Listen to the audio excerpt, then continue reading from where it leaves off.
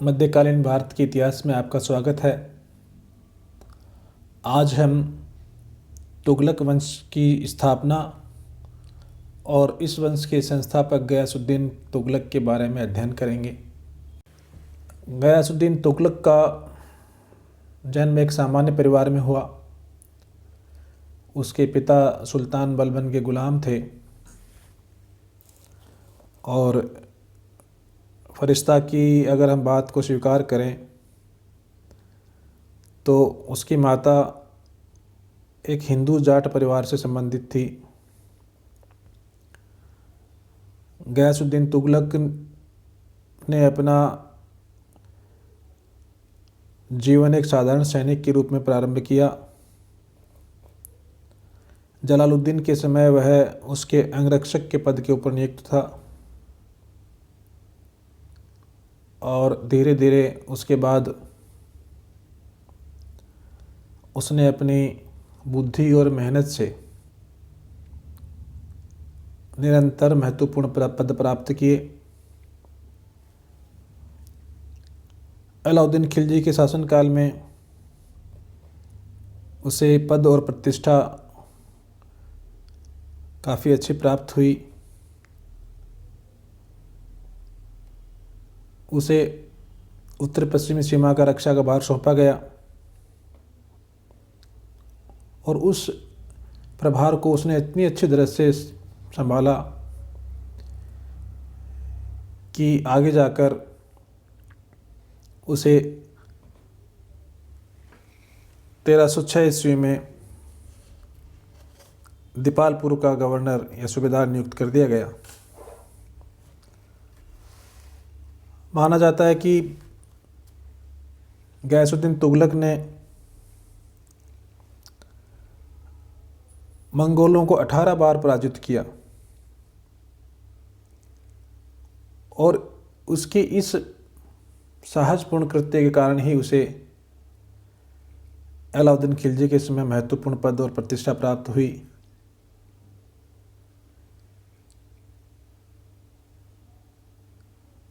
धीरे धीरे उसका प्रभाव दिल्ली सल्तनत में बढ़ता गया और वह अलाउद्दीन खिलजी के अंतिम शासन वर्षों के काल में उसके सरदारों में एक प्रमुख सरदार के रूप में स्थापित हुआ। मुबारक खिलजी के समय में भी उसे उसके पद और प्रतिष्ठा उसी प्रकार से लगातार कंटिन्यूस रखी गई जिस प्रकार से अलाउद्दीन खिलजी के समय में थी। और मुबारक के बाद में कुछ समय के लिए खुसरो शाह ने जब शासन सत्ता अपने हाथ में ली तब उसने भी गयासुद्दीन तुगलक को प्रसन्न रखने का पूरा प्रयास किया और उसे उसके अपने पद पर पूर्ववर्ती पद पर कायम रखा। परंतु दिल्ली सल्तनत की लगातार बिगड़ती स्थिति और खुसरो शाह के द्वारा दिल्ली सल्तनत के ऊपर प्रभाव स्थापित कर लेने के परिणाम स्वरूप तुर्क सरदारों के बीच में जो महत्वाकांक्षा पैदा हुई और चूँकि खुसरो शाह एक सामान्य भारतीय मुसलमान था इसलिए तुर्क सरदार उसे हीन दृष्टि से देखते थे और हीन व्यक्ति का प्रभुत्व वो स्वीकार करने के लिए तैयार नहीं थे। इस भाव की पहचान गयासुद्दीन तुगलक ने कर ली और उसने खुसरो शाह के विरुद्ध जो तुर्क सरदारों का असंतोष था उसका नेतृत्व ग्रहण कर लिया। और उसके बाद गाजी तुगलक ने खुसरो शाह के विरुद्ध विद्रोह किया और 5 सितंबर 1320 ईस्वी में खुसरो शाह को हराकर मार डाला गया। कहा जाता है कि खुसरो शाह को मारने के बाद गयासुद्दीन तुगलक ने पूरी दिल्ली में यह जानने के लिए अपने आदमी भेजे कि कहीं मुबारक खिलजी या खिलजी ख़ानदान से संबंधित कोई व्यक्ति जीवित तो नहीं है, और उसने यह मंशा प्रकट की कि अगर कोई जीवित है तो उसको उसकी गद्दी पर बैठा दिया जाएगा। अब ये तो हम नहीं कह सकते कि उसकी इस मंशा में कितनी ईमानदारी थी, परंतु उसने इस बात का दिखावा ज़रूर किया और 2 दिन उसने इस पूरी कवायद में लगाए। और जब उसको लगा कि कोई भी व्यक्ति खिलजी ख़ानदान से संबंधित जीवित नहीं है, तब उसने 8 सितंबर 1320 ईस्वी में दिल्ली की गद्दी पर अपने आप को स्थापित किया, दिल्ली का सुल्तान बना और एक नए राजवंश की स्थापना की जो उसके नाम पर तुगलक वंश के नाम से प्रसिद्ध हुआ। यहाँ ये जान लेना आवश्यक है कि तुगलक गयासुद्दीन की जाति नहीं थी, बल्कि एक नाम था। गयासुद्दीन का नाम था तुगलक, और इसलिए जो बाद में उसके इस नाम पर ही तुगलक वंश की स्थापना हुई। तुगलक कोई जातीय विश्लेषण नहीं था या जाति नहीं थी, और यही कारण है कि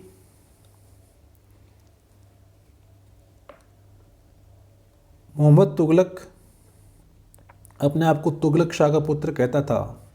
ये तुगलक शाह है और कोई नहीं, गयासुद्दीन तुगलक ही था।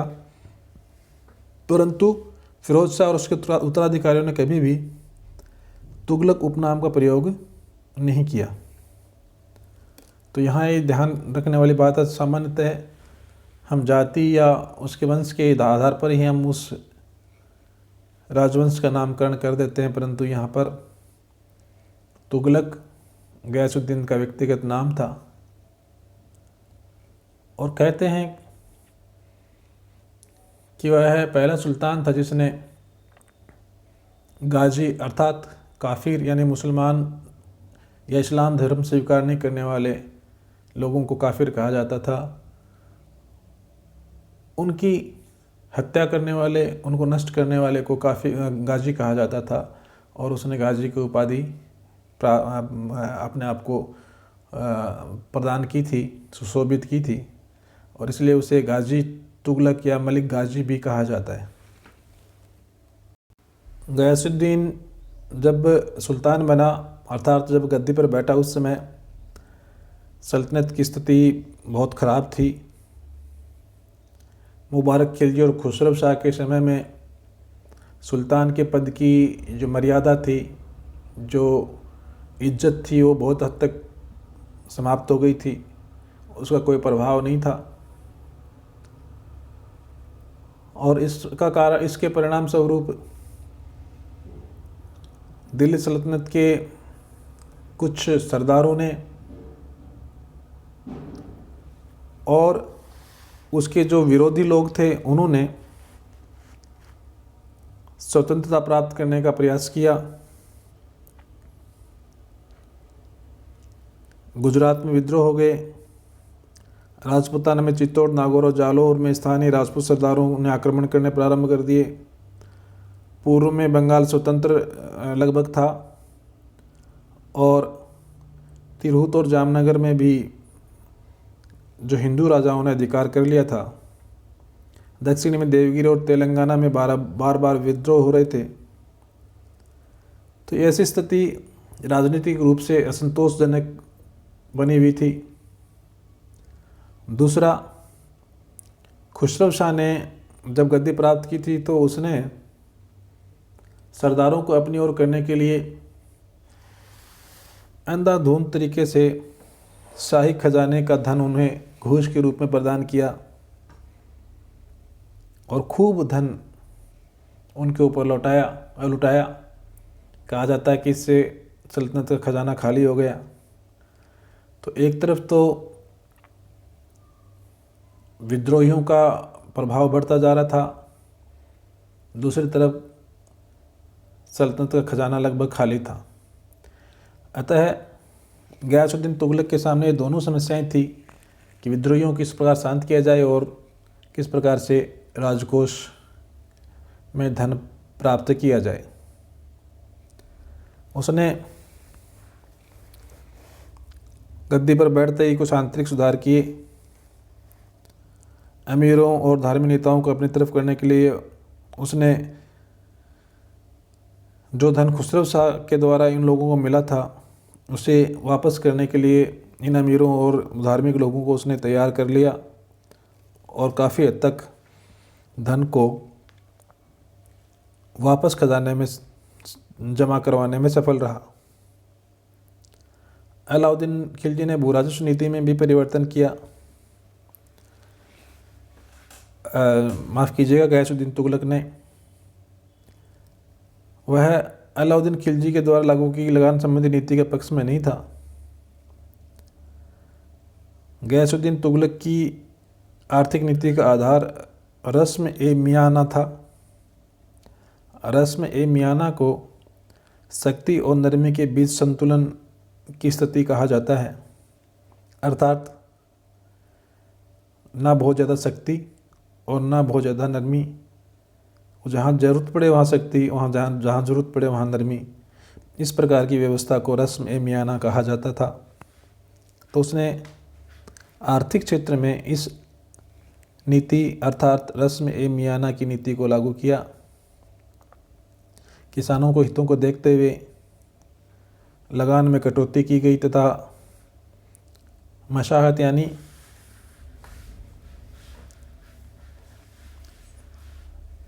जो नाप कर ज़मीन की नाप करके जो लगान निर्धारित किया जाता था उसके स्थान पर बटाई प्रथा प्रारंभ की, अर्थात खेती को बटाई पर देने वाली व्यवस्था को लागू किया। दीवान वजारत को एक इक्ता में एक वर्ष में 1/10 और 1/11 से अधिक लगान वर्दी नहीं करने के आदेश दिए गए। लगान वसूली के अधिकार पुनः जमींदारों, खुद मुकद्दम आदि को दे दिए गए और साथ ही इन बिचौलियों के जो पुराने अधिकार थे उनको फिर से बहाल कर दिया गया, जो अलाउद्दीन खिलजी ने समाप्त कर दिए थे। उन्हें उचित जमींदाराना शुल्क दिया गया और उन्हें निश्चित लगान से अधिक लगान वसूली और अत्याचार करने से मना कर दिया। किसानों को अधिक उत्पादन करने के लिए प्रोत्साहित करने के लिए भी उन्हें कहा गया और साथ ही सरकार की आर्थिक स्थिति में बढ़ोतरी हो, इसके लिए लगान में बढ़ोतरी करने के स्थान पर उसने कृषि क्षेत्र में बढ़ोतरी करने का प्रयास किया, जिसके परिणाम स्वरूप बहुत सी बंजर भूमि को कृषि योग्य बनाया गया। सिंचाई के लिए नहरें खोदी गई, अनेक बाग लगाए गए। सुल्तान ने कृषि लगान की इजारेदारी व्यवस्था को समाप्त करने का प्रयास किया तथा फाजिल लगान कठोरता से वसूल किया गया। इस प्रकार सुल्तान ने भूराजस्व की नीति में जो परिवर्तन किए उसके आशानुकूल परिणाम मिले। सेना को आर्थिक दृष्टि से संतुष्ट रखने के लिए किसी सैनिक के वेतन और भत्ते का दुरुपयोग न करने के निर्देश सत्ताधारों को दिए गए। घोड़ों की सरकारी खर्चे पर देखभाल की गई तथा दाग और चेहरा प्रथा को प्रभावी ढंग से लागू किया गया। गयासुद्दीन तुगलक ने परिवहन के क्षेत्र में भी सुधार किए। यातायात को उन्नत करने के लिए सड़कें साफ करवाई गई तथा राहगीरों को सुविधा के लिए पुलों और आदि का भी निर्माण करवाया गया। परिवहन के साथ साथ गयासुद्दीन तुगलक ने डाक व्यवस्था को भी समुन्नत करने का प्रयास किया। वस्तुतः डाक व्यवस्था को सुसंगठित और उन्नत करने का श्रेय गयासुद्दीन तुगलक को ही जाता है। गयासुद्दीन तुगलक से पहले डाक पहुंचाने वाले, जिन्हें हरकारे कहा जाता था, एक दिन में ये हरकारे 7-8 मील की दूरी के ऊपर नियुक्त किए जाते थे, परंतु गयासुद्दीन तुगलक ने प्रत्येक 1/3 मील की दूरी पर उन्हें नियुक्त किया, जिससे समाचारों की गति 100 मील प्रतिदिन हो गई। इस प्रकार उसने परिवहन और डाक व्यवस्था में प्रभावी सुधार किए। सुल्तान ने न्याय व्यवस्था में भी परिवर्तन किए। राजकीय ऋण वसूली के लिए शारीरिक यातनाएं देना बंद कर दिया गया, और इस प्रकार सुल्तान ने तीव्र इच्छाशक्ति और बुद्धिमत्ता के द्वारा राज्य को पुनः सुसंगठित कर दिया। बर्नी ने सुल्तान के इन कार्यों की प्रशंसा करते हुए प्रशंसा के अनुसार ही लिखा है कि सुल्तान ने वह कार्य कुछ ही दिनों में कर दिखाया जो दूसरे सुल्तान वर्षों में करते। सारांश रूप में हम कह सकते हैं कि गद्दी पर बैठने के कुछ समय बाद ही गयासुद्दीन तुगलक ने भू राजस्व के क्षेत्र में, परिवहन के क्षेत्र में, न्याय के क्षेत्र में महत्वपूर्ण परिवर्तन किए, जिनसे राज्य को आशातीत लाभ हुआ। आंतरिक स्थिति को सुधारने के बाद गयासुद्दीन तुगलक ने विदेश नीति के ऊपर ध्यान दिया। जैसा कि हमने चर्चा की कि उस समय की राजनीतिक अस्थिरता के कारण बहुत से राज्यों ने न केवल विद्रोह कर दिए थे, परंतु बल्कि बहुत से राज्यों ने अपने आप को स्वतंत्र भी घोषित कर दिया था। तो अब गयासुद्दीन तुगलक ने उन शासकों की तरफ ध्यान दिया जिन्होंने विद्रोही रुख अपना रखा था और अपने राज्यों को स्वतंत्र घोषित कर दिया था। सबसे पहले गयासुद्दीन तुगलक ने वारंगल पर आक्रमण करने का निश्चय किया। राज्य की अव्यवस्था का लाभ उठाकर वारंगल के शासक प्रतापरुद्र देव ने अपने आप को स्वतंत्र घोषित कर दिया था और दिल्ली को जो कर भेजा जाता था वो भेजना बंद कर दिया था। इस कारण 1321 ईस्वी में गयासुद्दीन ने अपने बड़े पुत्र जोना खां को, जो उलूग खां की उपाधि प्राप्त कर चुका था, वारंगल को दबाने के लिए भेजा और उसने वहाँ जाकर वारंगल के किले का घेरा डाल दिया। प्रतापरुद्र देव ने अपने रसद की कमी को देखते हुए सुल्तान की अधीनता स्वीकार करने और वार्षिक खराज भेजने के लिए तैयार हो गया, परंतु जोना खां वारंगल को दिल्ली सल्तनत के अंतर्गत मिलाना चाहता था और इसलिए उसने प्रतापरुद्र देव के इस प्रस्ताव को नकार दिया। परंतु कुछ समय बाद ही एक इस प्रकार की अफवाह फैली कि दिल्ली में गयासुद्दीन तुगलक का देहांत हो गया है, इसलिए जोना खां ने वारंगल का घेरा छोड़ दिया और वापस दिल्ली के लिए रवाना हो गया। जब वह देवगिरी पहुंचा तब उसे पता चला कि सुल्तान की मृत्यु का समाचार झूठा था, तो उसने दिल्ली आकर अपने पिता से क्षमा याचना की, भूल सुधार के लिए माफ़ी मांगी। गयासुद्दीन ने जोना खां को तो माफ़ कर दिया और उसके साथ जो अन्य विद्रोही सरदार थे उनको मृत्युदंड दिया। फिर 1323 ईस्वी में वारंगल पर फिर से आक्रमण करने के लिए जोना खां अर्थात उलूग खां को भेजा। इस बार उसने प्रतापरुद्र देव को पराजित करके कैद कर लिया और दिल्ली भेज दिया। वारंगल को जीतकर तेलंगाना को राज्य के रूप में दिल्ली सल्तनत का अंग बना लिया गया और वारंगल का नाम बदलकर सुल्तानपुर रख दिया गया तथा वहाँ शासन चलाने के लिए तुर्की सरदार नियुक्त कर दिए गए। वारंगल की विजय के बाद आगे बढ़कर जोना खां ने संभवतः 1323 ईस्वी में पांड्य राज्य पर विजय प्राप्त की और इसी दौरान उसने जहाजनगर अर्थात उड़ीसा पर भी आक्रमण किया और बड़ी मात्रा में धन और हाथी लूटकर दिल्ली लेकर आया। उस समय उड़ीसा को उत्कल भी कहा जाता था, तो उसने उत्तर उत्कल पर भी आक्रमण करके बड़ी मात्रा में धन प्राप्त किया। और हमें पता है कि उड़ीसा में हाथी भी बड़ी मात्रा में मिलते हैं, तो उसने वहाँ से बहुत से हाथी भी प्राप्त किए। इसी समय बंगाल के ऊपर भी अभियान किया गया। बलबन की मृत्यु के पश्चात उसके दूसरे पुत्र बुगरा खां को, जो बंगाल का गवर्नर था, उसने बंगाल में एक स्वतंत्र राज्य स्थापित कर दिया था। और उसके वंशज फिरोज शाह की 1322 ईस्वी में मृत्यु हो जाने के बाद उसके 3 पुत्रों शिहाबुद्दीन, बुगरा शाह, नासिरुद्दीन और गयासुद्दीन बहादुर में गद्दी के लिए संघर्ष प्रारंभ हो गया।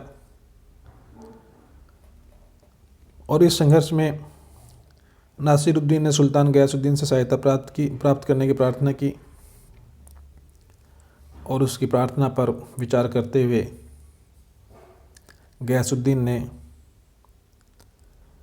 बंगाल पर स्वयं आक्रमण करने का निर्णय लिया और अपने अनुपस्थिति में साम्राज्य का शासन कार्य चलाने के लिए एक राज्य परिषद की नियुक्ति की, जिसमें उलूग खां, शाहीन और अहमद अयाज को नियुक्त किया गया। सुल्तान ने तिरहुत के निकट पहुंचकर नासिरुद्दीन से मुलाकात की और उसके बाद गयासुद्दीन बहादुर को पराजित करके नासिरुद्दीन को दिल्ली के अधीनस्थ शासक के रूप में बंगाल का शासक बना दिया और कुछ भाग बंगाल का दिल्ली सल्तनत में मिला लिया गया और वहाँ तातार खां को सूबेदार बनाया गया। और इस प्रकार बंगाल के विद्रोह का दमन कर दिया गया। 1324 ईस्वी में सल्तनत के ऊपर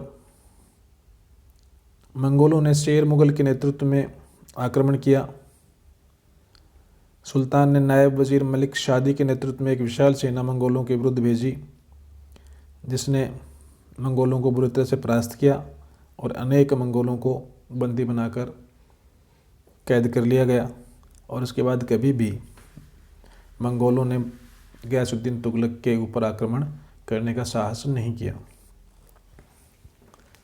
तो इस प्रकार गयासुद्दीन तुगलक ने न केवल आर्थिक स्थिति को संभाला, आंतरिक दुर्व्यवस्था को संभाला, बल्कि जो विद्रोही सरदार थे उनको भी नियंत्रण करने में काफ़ी हद तक सक्षम रहा। जब गयासुद्दीन तुगलक बंगाल के सैन्य अभियान से वापस लौट रहा था, उस समय उसके स्वागत के लिए उलूग खां ने दिल्ली से कुछ मील की दूरी पर अफगानपुर नामक गांव में लकड़ी का एक अस्थायी महल बनवाया था और वहां पर उस सुल्तान का स्वागत किया गया। और उसके स्वागत में एक भोज भी दिया गया। बरनी लिखता है कि जब मलिक और अमीर अपने हाथ धोने के लिए बाहर आए, तब बिजली आकाश से पृथ्वी के लोगों पर गिरी और जिस मंडप के नीचे सुल्तान बैठा था उसकी छत अचानक गिर पड़ी और सुल्तान सहित 5 या 6 व्यक्ति दबकर मर गए। और इस प्रकार गयासुद्दीन तुगलक की उस लकड़ी के महल के नीचे दबकर मरने से मृत्यु हो गई। बहुत सारे इतिहासकार, जिनमें आधुनिक इतिहासकार ईश्वरी प्रसाद और वुलजले हेग भी शामिल हैं, सुल्तान की मृत्यु के पीछे उलूग खां के षड्यंत्र को मानते हैं और उनका मानना है कि वो लकड़ी का महल इस प्रकार से बनाया गया था कि उसके एक विशेष हिस्से को अगर हाथी के द्वारा छुआ दिया जाए तो सारा महल भरभरा कर गिर पड़ता। परंतु कुछ तत्कालीन इतिहासकार और कुछ आधुनिक इतिहासकार भी इसमें शहजादे के किसी हाथ को स्वीकार नहीं करते, परंतु तत्कालीन इतिहासकार शामी इब्न बतूता उलुग खां को सुल्तान की मृत्यु के लिए जिम्मेदार ठहराते हैं और उनका यही कहना है कि वो लकड़ी का महल इस प्रकार से बनाया गया था कि अगर एक निश्चित स्थान पर हाथी से उसको छुआ दिया जाए तो वो सारा महल भर भरा कर गिर जाता, और जैसे ही ऐसा किया गया वो सारा लकड़ी का महल भर भरा कर गिर गया और उसके परिणाम स्वरूप उसके नीचे दबने से सुल्तान की मृत्यु हो गई। तो इस प्रकार हम कह सकते हैं गयासुद्दीन तुगलक ने न केवल एक नए वंश की स्थापना की, बल्कि सल्तनत में व्याप्त आर्थिक और राजनीतिक अव्यवस्था को दूर करके एक सुदृढ़ राज्य की स्थापना फिर से करने में सफल सिद्ध हुआ। आशा है इस अध्याय के अंतर्गत आप गयासुद्दीन तुगलक को और तुगलक वंश की स्थापना को समझने में सफल रहे होंगे। धन्यवाद।